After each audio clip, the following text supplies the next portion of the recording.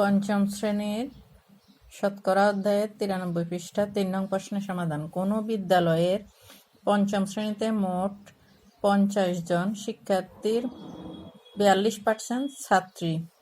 ওই শ্রেণীতে মোট কতজন ছাত্রী? সমাধান। 100 জন শিক্ষার্থীর মধ্যে ছাত্রী সংখ্যা 42 জন।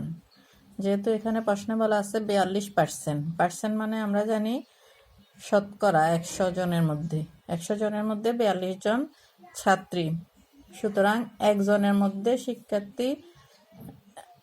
শিক্ষার্থীর মধ্যে ছাত্রী সংখ্যা 100 ভাগের 42, একজনের মধ্যে কম হবে, এই জন্য ভাগ।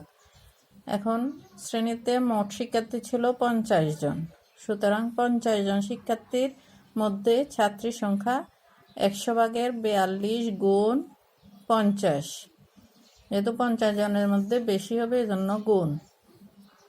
এখন কাটাকাটি করব। 50 দিয়ে 100কে কাটলে 50 দুগুণে 102, 2 দিয়ে আবার 42কে কাটলে 21 দুগুণে 42, তাহলে থাকে 21 জন।